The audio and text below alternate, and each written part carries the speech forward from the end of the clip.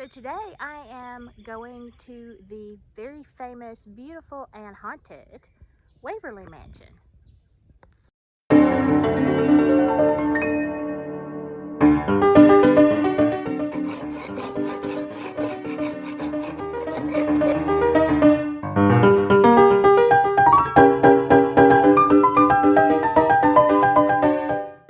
Okay, we are on our way to the Waverly Mansion.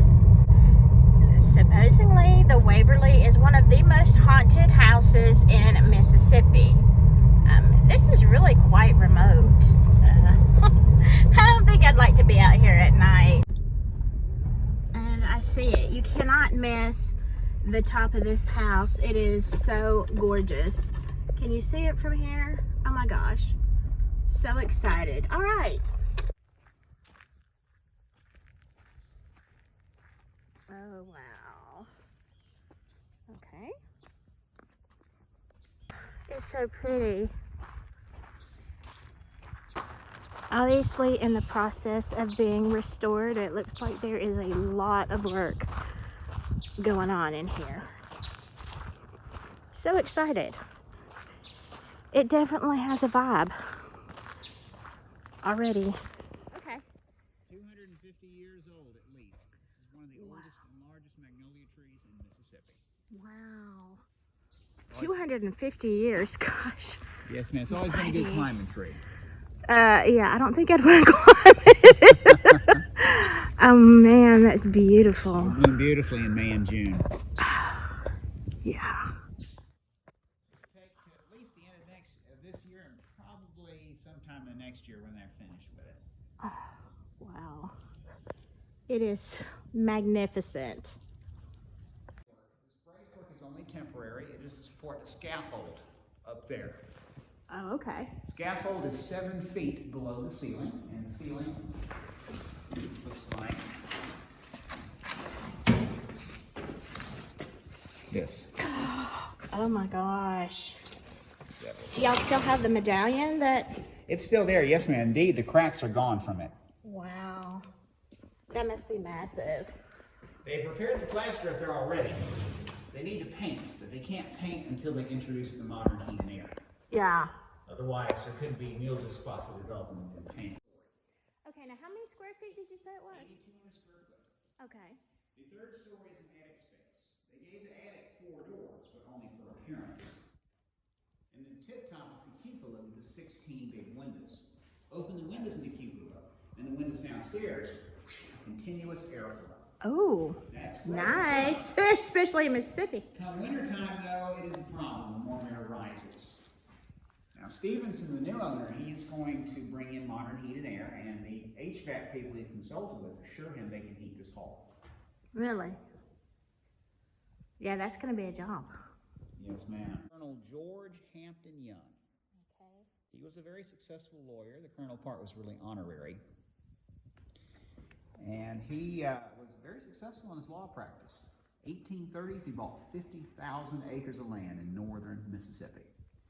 This entire area, you see, once belonged to the Chickasaw and Choctaw Indian tribes. 1842, the colonel moved out here with his wife Lucy and 10 children. Jeez. They started living in a log house out that way. Okay. And they eventually had 2,000 acres of cotton growing. He decided in 1852 that it was time to build the mansion. Unfortunately, Lucy died the first year. Mrs. Young would never live to see this finished. Oh, 6 years nearly to complete. I can imagine. He was able to hold on to it during the Civil War. It is rather fortunate that the Union Army never paid a visit. All 6 of his sons were in the Confederate Army. Wow. The colonel would live here until his own death in 1880, just a few weeks shy of his 81st birthday. When he died, 2 of his sons moved in, a pair of old bachelor brothers.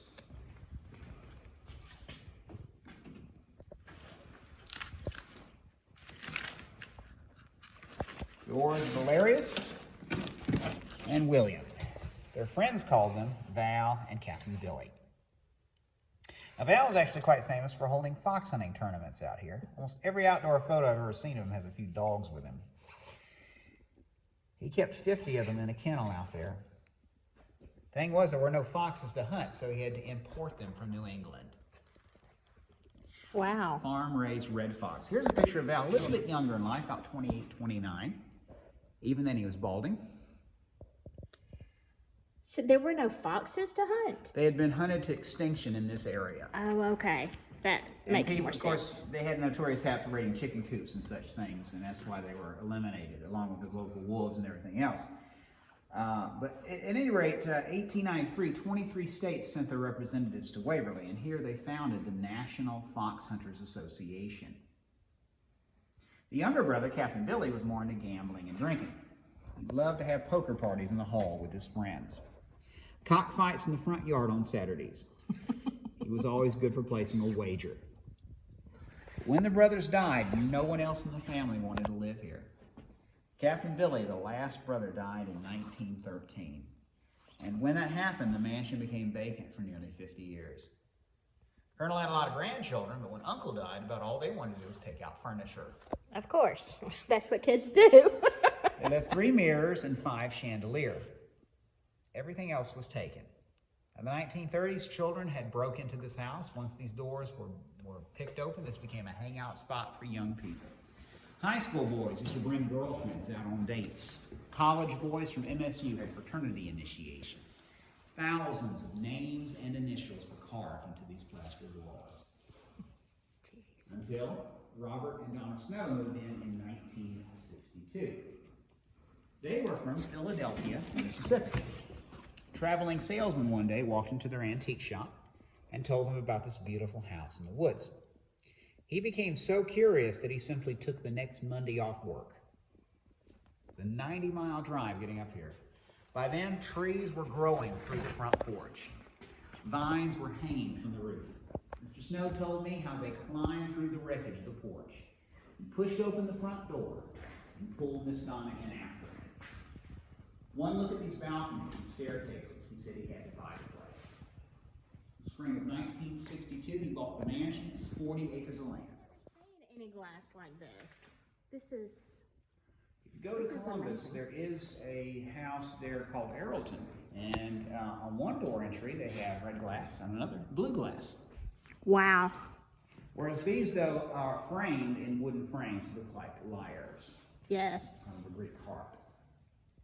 Colonel Young's daughters could play the harp, the piano, and the flute. All 4 of his daughters went to finishing school, and all 6 sons held college degrees. Youngs were quite well educated. This is the library. The gentlemen gathered in here in the evenings for their cigars and political discussions. Very nice woodwork. Unfortunately, we don't know if a single carpenter by name worked in the house. Whoever they were very good at their craft. Oh wow, look at this. Gun rack and secretary are both original. These are English walnut. Colonel was an avid reader. He most especially loved Sir Walter Scott's Waverly novels. Those books on the top shelf are his personal copies of them. Wow. And so the plantation became known as Waverly. That mirror. Oh my God. It is. An old Parliament mirror, much of the silver backing. I'm sorry. Well, no, it's me. I wasn't looking. Much of the silver backing has come off of it. There's a big chain holding it up. It's not original to this house. It is magnificent. Any idea of how old that one is? 1850s. It's French. Okay. It's identical to one in the master bedroom. Oh, got another medallion up here, and this That one is made of plaster. We do know that 2 Irishmen did the plaster work at Waverly. We just don't know their names. It took 2 years to do the plaster work inside the house. Can imagine. The mantelpieces, by the way, are white Carrara from Italy. They were found intact. In the dead center, you see 2 pictures of Colonel and Mrs. Young. That's Lucy, the mother of his 10 children. Wow. On the other side of her, you can see her daughter, Anna, their eldest daughter. And on the other side of Colonel Young, you will see Mr. Alexander Hamilton, no relation to the founding father. He married Anna, and they opened a plantation next to Waverly called Burnside. Burnside House burned down in 1930. That is Captain Billy as a young man, and then as he began losing his hair.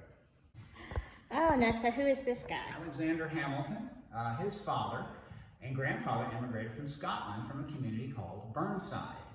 They settled in North Carolina at another community called Burnside. Then he came out here and opened a plantation called Burnside. Interesting. Very. That's the house in 1938. I've met plenty of people who were children in the 1940s and 50s, and they say this was a great place to play. They called it the spooky house. I was going to say, because that was during the period it was like nothing was going on, right? One guy came out here and he told me that he smoked cigarettes and drank beer when his mom wasn't watching. That guy said he proposed marriage to his girlfriend in the hallway. Oh, well, it was probably a nice romantic gesture and a beautiful house, I guess. Now, 6 of these rooms in the house had their own closets.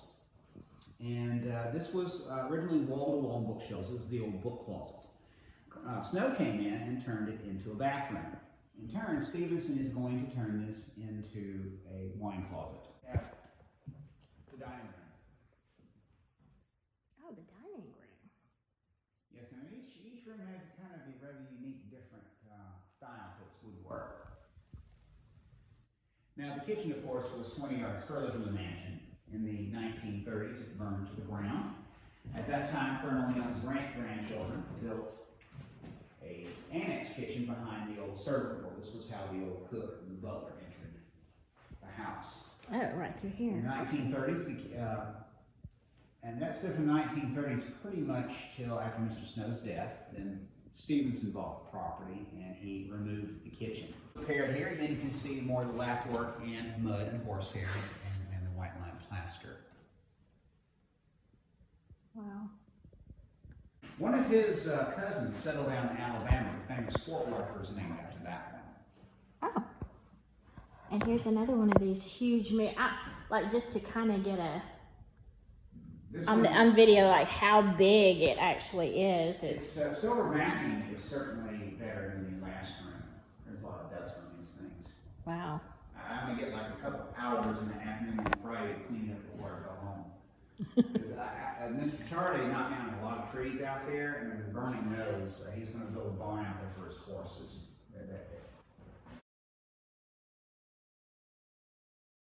Bullets and a buckle from the Civil War. The girl is said to have been a blonde-haired girl in a white nightgown. According to family tradition, this little girl was visiting with her mother one night when she got out of bed, 18-month-old child. She ran up one of the staircases, fell down the staircase, and broke her neck. This girl answers to her description, but it's not hers. It was taken in a studio in Cedar Rapids, Iowa, 1900. Wow. It's the master bedroom. Wow. Stevenson is converting that window into a doorway. It opens up into the master bath wing. In fact, you see the back wall of the office there. It is now an interior wall. There was just enough space to get in there. Oh. This is going to be so amazing. These two mirrors are original to the house. Oh, are they? Crack in it. The contractor put the tape over that crack. That crack occurred during the Civil War. They were having a dance for Confederate cavalry officers. This was seated on a shelf in the hallway. As the officers and our lady friends were dancing on the floor, somebody bumped into it. 3 candles fell and leaned against this glass, burning. They kept right on dancing until they heard a loud boom. Their eyes went that way. They thought it was a Yankee cavalry attack. The ladies took cover in the side rooms. The gentlemen drew their pistols and charged out the front door. Spent half an hour in the dark looking for the Union Army. Can you imagine how embarrassed those fellows were when they came back in and saw the crack? That hallway has beautiful acoustics, but when that bursted at 3/4 of an inch thick, it was like a gun blast. Wow. So, what is the age on these mirrors? 1850s. Colonel Young did order them, especially from France. Mr. Snow had found a bill of sale of it in the 1830s, an original shipment. This one and the one in the parlor. These two and the one in the parlor. So he had a really big fascination with the French decor? Because this looks more Grecian, like the top. Right. It's kind of what you call Greek revival, but there are elements of French and even a little Egyptian in it. The two front columns around the front door are actually Egyptian style. We have an Egyptian room upstairs. Wow. His wife Lucy insisted on an Egyptian room. So he finished it, although she never saw it completed. Wow. And this is Mr. Noah dance that we had back in 2002. He told me it was completely authentic. Authentic dancing, authentic food, authentic music. Now, every spring we would dress for the Columbus pilgrimage. And I have my black hat, black frock coat, and maroon waistcoat. And it's a fun time to be dressed. President Johnson pardoned him a few months later. This is the parlor. The ladies gathered here to avoid the cigar smoking in the library. Beautiful plasterwork in here. During the vacancy, dirt daubers by the thousands built their mud nests in every nook and cranny of the plaster. Oh no. Snows used toothpicks and matchsticks to pick them out. The mirror is original. Sat there the entire vacancy and nobody broke it. Wow. That's amazing. Oh my gosh, look at this one. Oh. Snow came in, there was a chandelier there, copper. It had baby chairs and eagles on it, but they tore them off for souvenirs. He replaced it with a Waterford chandelier from the early 1800s. Stevenson has taken it off because they're going to be painting plasterwork here soon. Look at the detail in that. That is, wow. The gilded cornices here resemble the mirror, and they too are original. They were donated back about 11 years ago. Now, so what is, other than just being beautiful, what was this, was there a purpose for this? Yes, ma'am. The alcove was used for religious ceremonies. It was a 2-hour carriage ride from here to downtown Columbus. Today, about 15 minutes. So, the minister would often ride out here instead. Bride and groom would stand inside the alcove. Colonel Young had 2 of his daughters married here. They were Episcopal, so several of his infant grandchildren were christened here. You have a sprinkling for the baby. If a person died at Waverly, the body would lay on a table in front of the alcove. You could have an old-fashioned wake. They weren't breathing all night, dead for sure. We hope. So, and you may have already said this, but I was like really overwhelmed when I came in here. Exactly, was it just decorative, or was it the top, all that top part built with the intent to cool? The intent to cool, yes ma'am. Okay. That was his main purpose. Another bonus is you could see for miles in any direction. And another one also, of course, 16 windows provide a good skylight. Oh, okay. Well, I was going to say, this is so different than everywhere else in the house. Chad Richardson is reglazing it for Mr. Darwin Holland, the contractor. You can see they're right in the midst of that one. I guess they're stripping them down as they can. Wow. Some of these sashes may have to be replaced. The snow and his time to replace some of these sashes. Pretty. They say the little girl may have fallen down that staircase, so they said they saw her floating down that staircase. I can see it. Going up there for? If she was staying in one of these rooms on the second floor, I could see her falling down the staircase. It was just simply up here and in the dark. I'll let you look out this door. It's a nice view from here. I don't trust that. Yeah, I don't trust temporary wooden banister. The iron banister is going to be restored soon. They'll sandblast it and waterproof it. It's again a Skates and Company cast and wrought iron.